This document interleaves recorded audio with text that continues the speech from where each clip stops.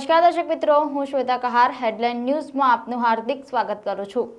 હવે નજર કરીએ દેશની 20 મોટી ખબરો પર।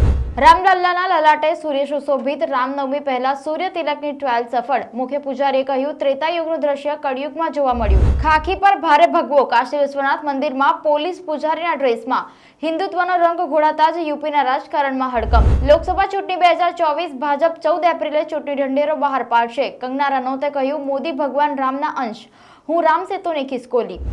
ઈરાન ઇઝરાયલ વચ્ચે યુદ્ધનું જોખમ। અમેરિકા યુદ્ધ જહાજો મોકલી રહ્યું છેનો દાવો। ઈરાને મિસાઇલ તૈનાત કરી ભારતીયોને સુરક્ષિત બહાર કાઢવાની તૈયારી। સીબીઆઈએ કહ્યું, કેજરીવાલ સામે કાર્યવાહી માટે પૂરતા પુરાવા છે। રક્ષા મંત્રાલયે 97 તેજસ ફાઇટર જેટનો આપ્યો ઓર્ડર।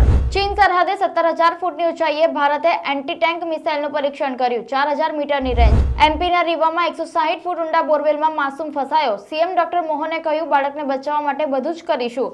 ખુલ્લામાં રહેલા બોરવેલને તાત્કાલિક બંધ કરો। કેરી ઉત્પાદક ખેડૂતોની ચિંતા વધી। દક્ષિણ ગુજરાતમાં આંબા પર કેરીના પાકને નુકસાનની ભીતિ। હવામાન વિભાગની કમોસમી વરસાદની આગાહી।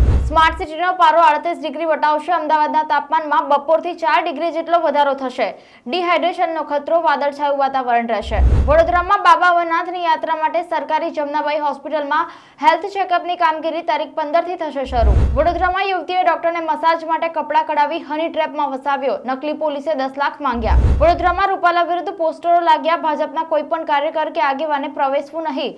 માંજરપુરમાં મધરાત્રે પોલીસ દોડતી થઈ। ભાવનગરમાં ગાજવીજ સાથે હળવા વરસાદની સંભાવના। વોરફેયર વૈશ્વિક સોનું $2400ની ટોચે। ઘર આંગણે ₹74,500નો નવો વિક્રમ। ચાંદી ઉછળી ₹83,000। દિલ્હી કેપિટલ્સે લખનઉ સુપર જાયન્ટ્સને 6 વિકેટથી હરાવ્યું। ઋષભ પંતે પૂરા કર્યા 3,000 રન। પંતના હાથમાંથી બેટ છટકીને રાહુલને વાગ્યો। રિષભ અને અમ્પાયર વચ્ચે 5 મિનિટ ડ્રામા। પૂરનનો રનિંગ એન્ડ ડ્રાઇવિંગ કેચ। કોઈના બાપની ઇન્ડસ્ટ્રી નથી। બોલિવૂડમાં નેપોટિઝમ પર બોલી જાણીતી અભિનેત્રી વિદ્યા બાલન। પુષ્પા 2 સામે ટક્કર ટાળવા સિંઘમ અગેન દિવાળી પર ઠેલાઈ શકે છે। સલમાનના ઘરે પહોંચ્યા રણબીર આલિયા। છેલ્લા 10 વર્ષથી બંને એકબીજા સાથે બોલતા ન હતા। ઈદ નિમિત્તે કડવાશ દૂર થઈ ગઈ। તો આ હતી દેશની 20 મોટી ખબર। જોતા રહો હેડલાઇન ન્યૂઝ। નમસ્કાર।